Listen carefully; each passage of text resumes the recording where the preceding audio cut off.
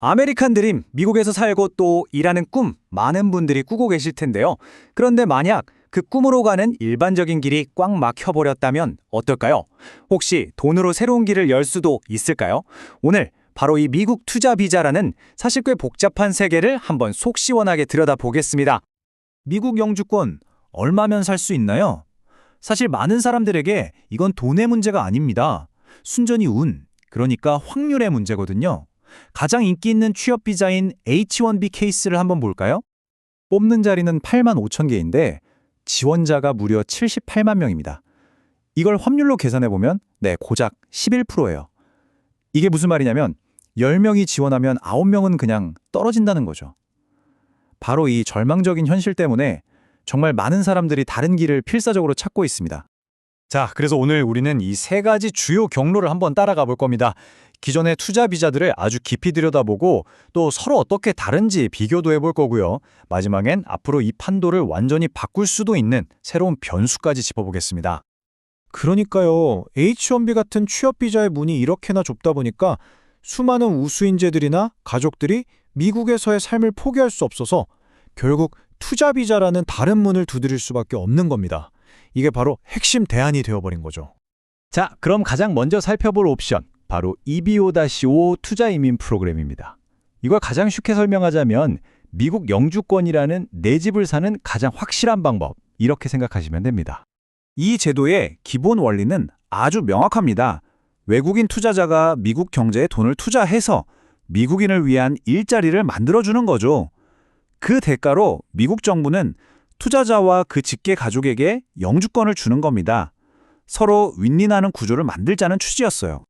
그런데 이게 그냥 돈만 많이 낸다고 끝나는 게 아닙니다. 아주 까다로운 조건들이 붙어요. 첫째, 이 투자금을 어디서 났는지 그 출처가 합법적이라는 걸 전부 증명해야 하고요. 둘째, 원금을 보장받는 게 아니라 손실 위협을 감수하는, 그러니까 진짜 투자여야 합니다. 그리고 가장 중요한 거, 이 투자로 미국인 정규직 일자리를 최소 10개 이상 만들어내야 한다는 겁니다. 그리고 영주권이 한 번에 바로 나오는 것도 아니에요. 일종의 수습기간이 있다고 생각하시면 쉬운데요. 처음에는 2년짜리 조건부 영주권이 먼저 나옵니다. 그리고 그 2년 안에 약속했던 일자리 10개를 정말로 만들었다는 걸 증명해내야만 비로소 그 조건부라는 꼬리표를 떼고 영구 영주권을 받을 수 있게 되는 거죠. EB-5가 영주권을 사는 개념에 가깝다면 이번엔 좀 다릅니다. 미국에서 내가 직접 사업을 하면서 머무는 방법도 있거든요. 바로 E2 비자인데 이건 완전히 결이 다른 길이라고 볼 수 있습니다. 이 둘의 차이를 부동산에 비유하면 정말 이해가 확 되실 거예요. EB-5는 영구적인 내 소유가 되는 자가, 즉 내 집을 아예 사버리는 것과 같아요. 반면에 E2는 사업을 운영하는 동안에만 머물 수 있는 월세 같은 거죠. 월세 내는 동안에는 계속 살 수 있지만 그게 내 집이 되지는 않잖아요. 영주권이라는 자산이 쌓이지 않는다는 점에서 아주 비슷합니다. E2는 투자금이 상대적으로 적고 절차가 빠르다는 큰 장점이 있지만 정말 결정적인 단점이 있습니다. 바로 이게 비이민 비자라는 점이에요. 특히 자녀가 있는 가족에게는 이게 정말 큰 문제가 될 수 있습니다. 아이가 만 21세가 되는 순간 더 이상 부모 비자에 기댈 수가 없게 되거든요. 그럼 미국에 남으려면 스스로 다른 비자를 찾아야 하는 아주 절박한 상황에 놓이게 되는 거죠. 자, 그럼 이제 이 세 가지 선택지를 나란히 한번 놓고 따져볼 시간입니다. 나에게 가장 중요한 게 돈인지, 시간인지, 아니면 영주권이라는 최종 목표인지 한번 꼼꼼하게 비교해 보시죠. 이 표에서 정말 핵심적인 차이 몇 가지만 딱 짚어볼게요.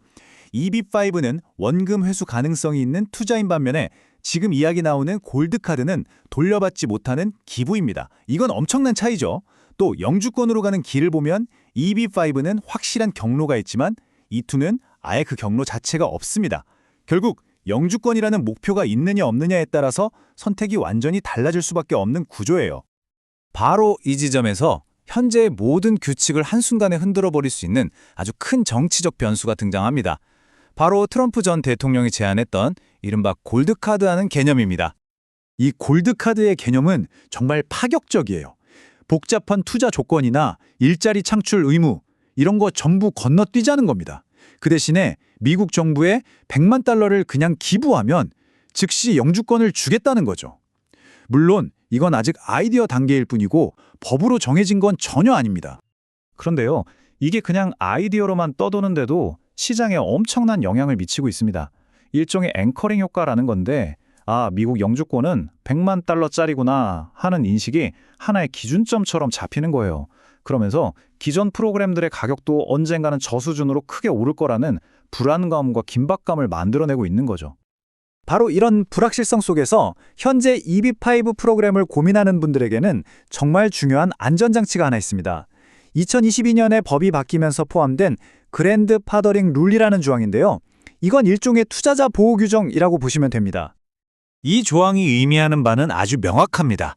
바로 마감 시한이 있다는 거죠. 2026년 9월 30일, 이 날짜 이전에 EB5 청원서를 접수하기만 하면 나중에 법이 바뀌어서 투자금이 얼마로 오르든 상관없이 현재의 80만 달러 규정을 그대로 적용받게 됩니다. 다가오는 변화의 파도 속에서 현재의 조건을 꽉 붙잡아둘 수 있는 어쩌면 유일하고 확실한 방법인 셈입니다. 영주권을 완전히 소유하는 길, 사업을 하면서 잠시 임대하는 길, 그리고 어쩌면 미래에 나타날지 모르는 직접 구매의 길까지. 각자의 장단점과 시간표는 정말 명확합니다. 이렇게 빠르게 변하는 정책의 시대 속에서 당신의 아메리칸 드림을 위해 과연 어떤 위험을 감수하고 또 어떤 기회를 잡으시겠습니까?